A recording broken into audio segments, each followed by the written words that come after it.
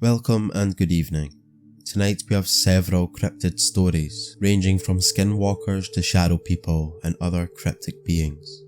If you enjoy, remember to like and subscribe, as over 70% of you guys at home aren't subscribed already. So, without further ado, let's begin.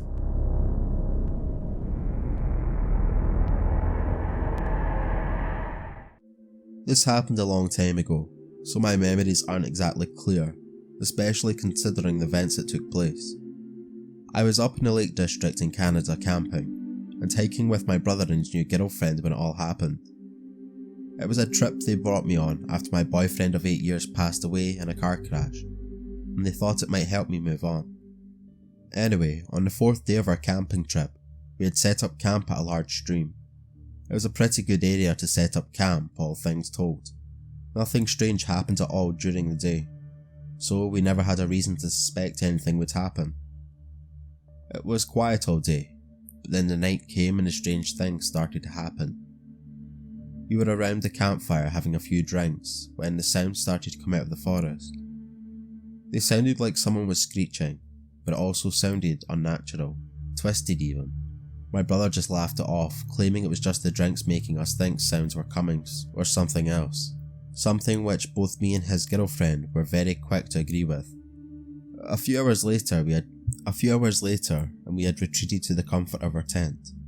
The others were sleeping, but I couldn't get those sounds out of my mind. Around 2 AM in the morning, I started to hear whispering come from outside the tent. I just thought being tired and drunk was playing tricks on my mind. But the whispering just grew louder and louder, until I could swear that I recognised the voice. It sounded like my dead girlfriend, which was impossible. The voice kept insisting I came outside, and in my then current state, I must have decided to leave the safety of my tent. I say must have, because I don't actually remember leaving the tent.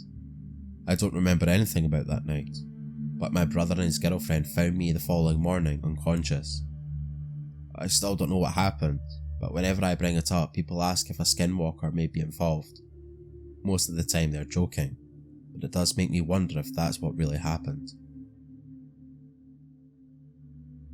This happened to my dad's family when he was a kid. I'm not too sure how old he was at the exact date this happened, but what I know is that it was a night in the fall, sometime in the early 80s. My dad and his parents were on their way to Gallup, New Mexico to see a movie. They're located in Zuni, New Mexico. The drive to Gallup is 32 miles heading north. My grandpa was a forest ranger at the time, and worked in the Zuni mountains. He was using his ranger truck to get to town. Now I will tell this instance mainly from my dad's perspective. He's the only person that ever explained this to me. My grandma is eerily bothered so much she doesn't like talking about it. My grandpa is dissociative with the family, so I've never had the chance to ask. Anyways, they're about halfway to town. It's dark out. Large ponderosa trees cover both sides of the road. In the midst of driving, my grandpa stomped on his brakes.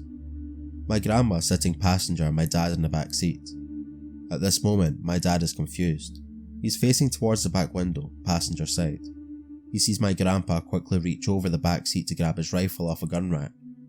Heard him open his door and fire one shot. My grandpa hit it and it screamed.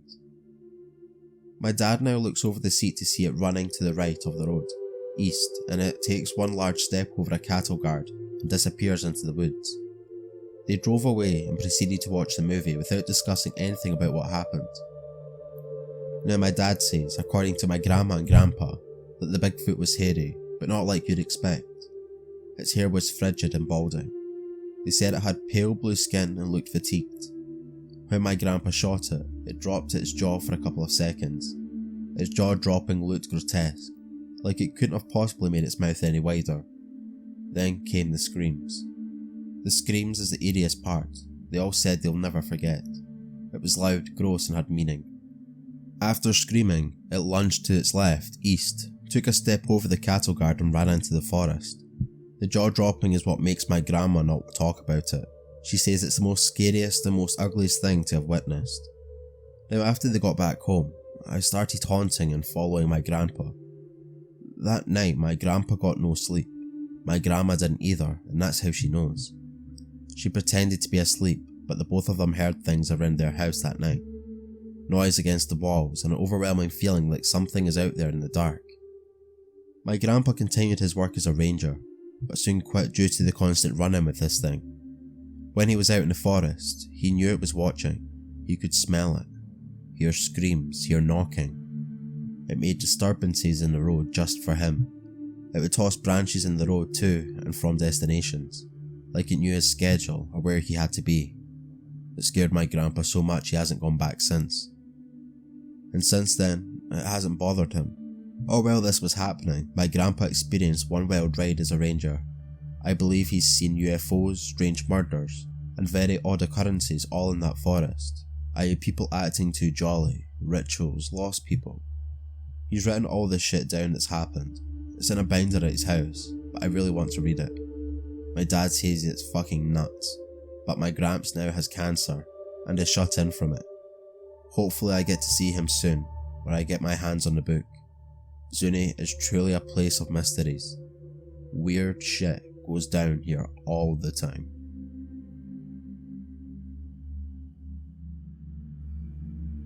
When I was 4 or 5, my mum and dad had a huge fight. There was something about this one that made it different. They exploded at each other and my dad left. After a few days he hadn't returned and my mum was devastated. I had never seen her like that before. I remember being so scared. My parents had money problems and were fighting almost every day. At the time, I couldn't really comprehend it. I was too young. I just knew that one of them was always stressed and about to start a fight. It was a daily routine. Neither of them could keep a decent job. The economy sucked at the time and we were living far from any of our family. They were on their own, and without my dad, it was just me and my mum. Finally, my mum couldn't take it anymore. We went to stay at her friend's house in the mountains a few hours away. She lived in this old double-wide trailer that had seen better days, but I remember being thankful that my mum had someone who was there for her. It seemed like the perfect escape for us at first. We stayed in the guest room and slept together on this old double bed, but it was hot and hard to fall asleep at night. I remember just lying there the first night trying to go to sleep when all of a sudden I noticed this human silhouette standing a few meters away from me. At first I thought it was just a strange shadow in the corner of the room, but I couldn't figure out what was causing the shadow. I ignored it and I kept trying to go to sleep, but I couldn't. I had this sense of dread come over me, like I was being watched by something in the corner of the room. I wanted to jump up and cut the lights on, but I didn't want to disturb my mum. She was finally asleep and she hadn't gotten much sleep since my dad left.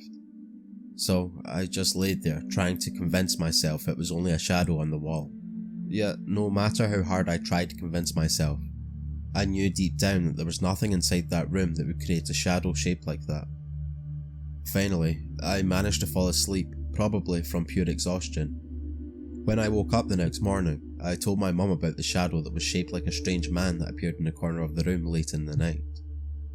She laughed at what I said and told me my imagination must be getting the best of me. She sounded so confident when she told me that I believed her and nothing else unusual happened that day. However, later that night, I couldn't sleep again. The strange shadow was nowhere to be found, but it was hot, and I hadn't gotten used to sleeping in the new bed. My mum had no problem sleeping, so again I just laid there, trapped in my own thoughts. It's so weird that I still remember the night so vividly. I was bored, but couldn't sleep, and all of a sudden, I heard this noise. It sounded like someone trying to breathe or someone who was wheezing. When I opened my eyes to see what was making the noise, I saw the shadow man. This time, he was closer to the bed. I couldn't make out any features of the person, but it was definitely something standing there right at my mum and me. I was so scared, I tried to scream, but I was frozen in fear. I knew what was in front of me was real. It wasn't my imagination, or my mind playing tricks on me. When I finally worked up the courage to move and wake up my mum, she told me it was nothing and to go back to bed. She didn't even open her eyes. She made me feel like such a scared little kid, so I closed my eyes as tightly as I could, wishing the shadow man would go away, but I couldn't stop hearing the weird wheezing sound. It was driving me crazy. I'm pretty sure I laid there crying myself to sleep that night. The next morning, my mum spent most of the day trying to convince me I was only having nightmares. She told me it happens to a lot of people when they're staying in a new place. We had just gone through a traumatic experience with my dad walking out on us, and now we were staying in a new place. It was normal for me to be having these new nightmares that I couldn't explain. I almost believed her until later that night. There was no way I could fall asleep at a reasonable time in that creepy old double wide. There was something there. It wasn't my imagination. I managed to fall asleep sometime past midnight, but I woke up to that weird wheezing sound again. This time, it was much closer. It was loud, but I didn't open my eyes. I just kept them closed the whole night. I never fell asleep. I got up as soon as my mum started to get up at 7 the next morning. My mum woke flustered. She told me that she was going to pack up and we were going home that day. I was so glad to be leaving. When we got home, my sleep habits returned to normal and I slowly pushed away my memories of the Shadow Man. My dad came back home and life was better than ever. My mum and dad eventually split up, but they were never meant for each other. Fortunately, they are both happily married today. I learned about sleep paralysis in high school and it reminded me of those nights in the old double wide. I figured that's what had really happened to me when I saw the Shadow Men. I had never had sleep paralysis before or since, but that was a really stressful time in my life. I was in a new place and felt pretty alone, so it made sense. I'm 25 now, and a few nights ago I was sitting outside drinking and talking to my mum and stepdad. It was late, but it was a nice spring night. We were having a good time until my stepdad started telling us of all the times he had sleep paralysis. It was crazy. My mum and I never knew he had sleep paralysis, and I shared with him my experience in the double wide. When I told him about the Shadow Man, my mum turned completely white. She was silent. She just sat there listening to me tell the story. Her reaction to the story was really freaking me out. We hadn't talked about that weekend in years. When I was finished, she told me that I didn't have sleep paralysis. She said she saw it too. She couldn't sleep in the double wide and spent those nights laying there with her eyes closed. Each night she would look over at it frightened, but she couldn't bring herself to leave and return home. She was stressed and didn't know what she was going to do. It wasn't until the last night we were there, when I was too scared to open my eyes when I heard the wheezing sound getting closer, that she decided we couldn't stay there any longer. She said the strange shadow appeared that night, but this time it was directly at the foot of our bed. It stayed there bent over our bed, staring at us while we laid there. It didn't move until dawn when it disappeared. My mum couldn't believe what she was seeing, but each night the thing had gotten closer and closer to us. It was drawn to us. She didn't know what would happen if it finally decided to attack us. She said she got the same icy feeling of dread where the shadow appeared. Whatever it wasn't friendly. There was an evil presence about it. We didn't know what it was. I've never experienced anything like it before or after. My mum still won't tell me if she ever saw it before or after the nights of the old double wide. Our family was in a very bad spot at the time, mentally, financially and spiritually. It was like the shadow was feeding on or being drawn in by the negative energy. Have you ever experienced anything like this before? We all have fears that come alive at night in our nightmares, but we eventually wake up with our hearts racing knowing that it was only a nightmare. What happens when you don't wake up and you are truly living in your own nightmare? One summer when I was still in college, my grandparents convinced my great aunt and uncle to hire me to house sit for them while they went on a 2-week cruise to Europe. They lived in an old farmhouse that was built in the 1800s.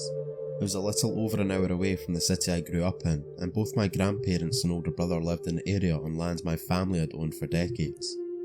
My grandparents believed the experience would be good for me, because they thought I had become soft growing up in the city. My parents used to live in the family farm with my brother before I was born. Eventually they moved to the city to be closer to my mum's work. My brother is 10 years older than me and loved growing up on the farm. He never adjusted to city life and returned to the family farm after high school. I always thought the farm was boring. I hated travelling out to the middle of nowhere to visit family there during the holidays. Now, I was looking forward to that bored feeling when my aunt and uncle left for their trip. I couldn't wait to be disconnected from the outside world with no real responsibilities.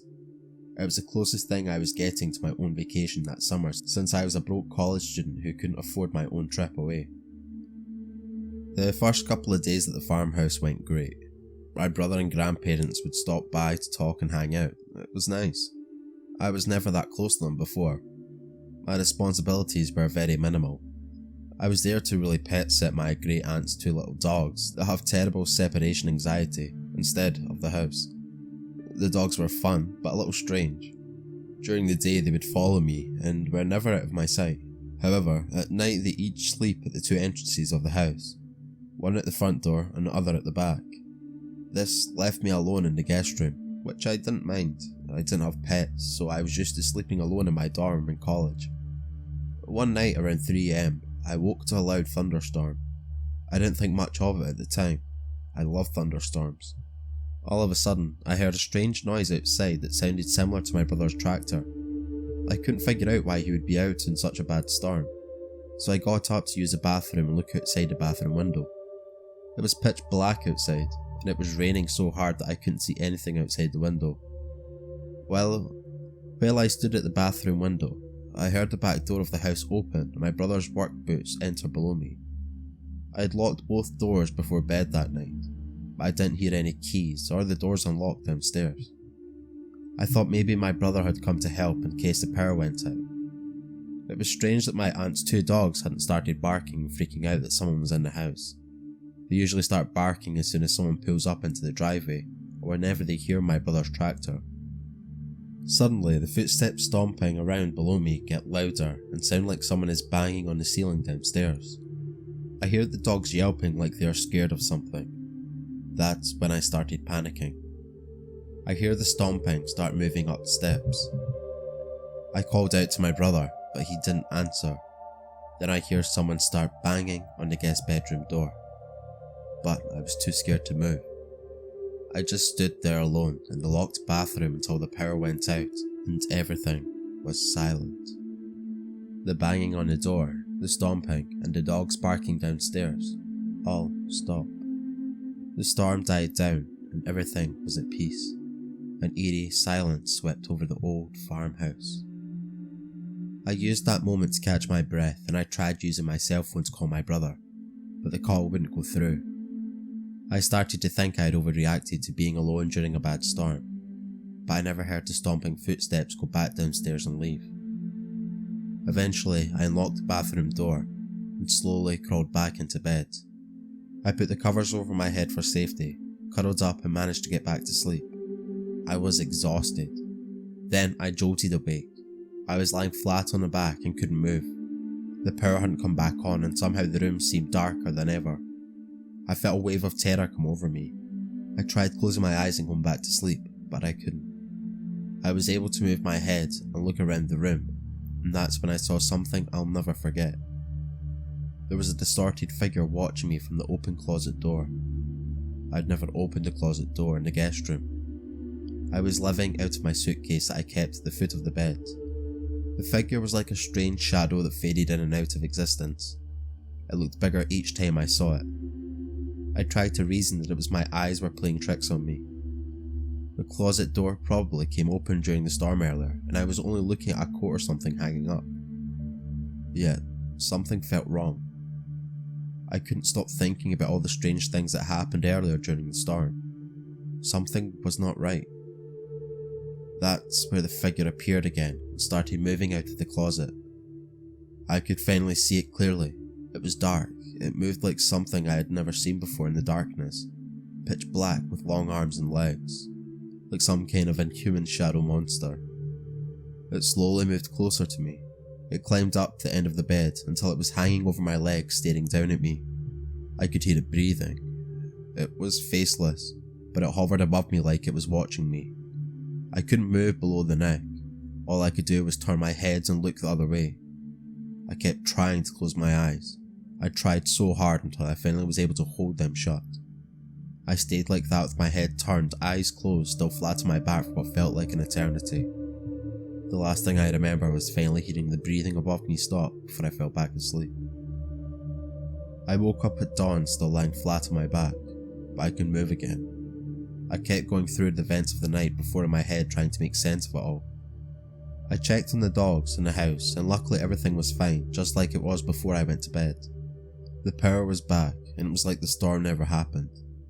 I got my bag and all my things out of the guest room and spent the rest of the time staying in the living room and sleeping on the couch downstairs with the lights on.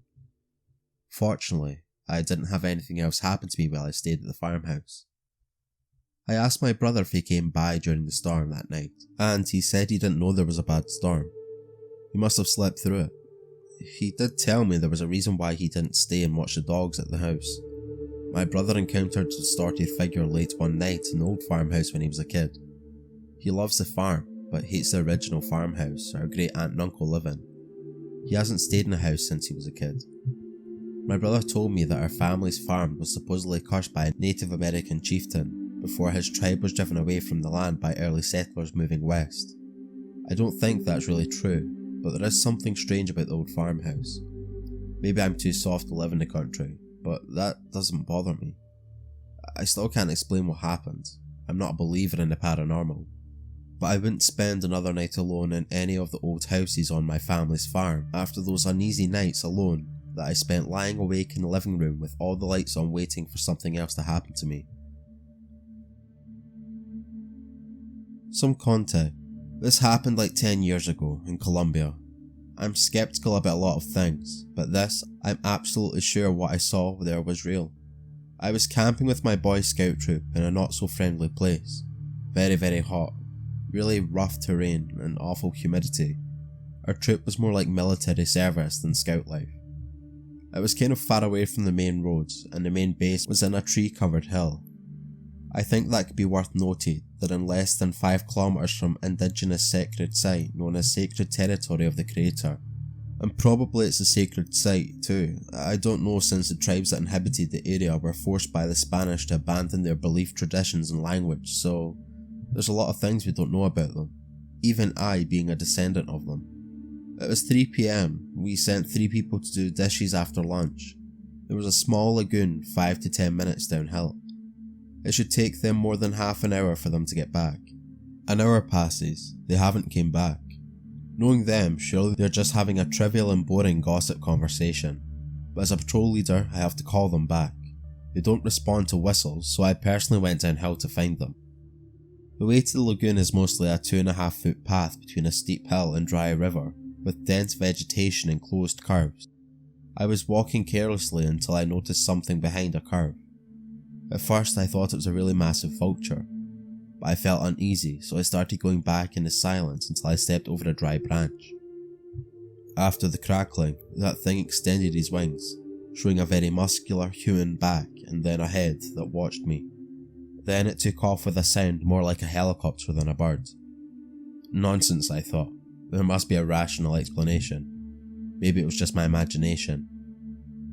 I arrived at the lagoon, and effectively they were having the most boring and dumb of the conversations. I told them to pack everything and started going back to the campsite. When all the troop came out of the tree-covered area, the lagoon is in a clear, and told me that I was taking too long too. My encounter with the Birdman should have taken more than 5 seconds or so, I thought. Anyways, there was a cocky boy in the troop that said, "I'll go front," and entered alone in the woods. 5 seconds later I heard the same helicopter-like sound, and the boy came running from the woods, hyperventilating. "Scouter, I saw a man with wings." Everybody laughed, but I didn't say a word. Do you remember anything from your childhood that you can't quite explain? Maybe it's a memory, a place you visited, or an encounter you had with a stranger. When I was 7 or 8, my family moved into a small house in the middle of nowhere. I hated it because there were no neighbourhood kids to play with. The house itself wasn't that creepy, but I started to notice strange things that seemed to keep happening. I would leave something in one room and find it somewhere else in the house. I thought I was just imagining things at first, but my parents noticed it too. Sometimes when we got home, we would find shelves had been knocked over, the curtains were pulled down, or the furniture would be moved around. My parents thought someone was breaking into their house, but nothing valuable was ever missing. Only the random things that would disappear and reappear in different rooms. Eventually my parents bought a new house and we rented out the old house over the years. Ultimately, the house turned into the place where different family members would live when they needed a place to stay until they got their own place. One night my uncle called my parents in the middle of the night, screaming that there was something not right in the house. He was left and was staying at a hotel. He was so freaked out by it that he wouldn't go back to the house for his stuff, so I had to drive up there and move his things out for him.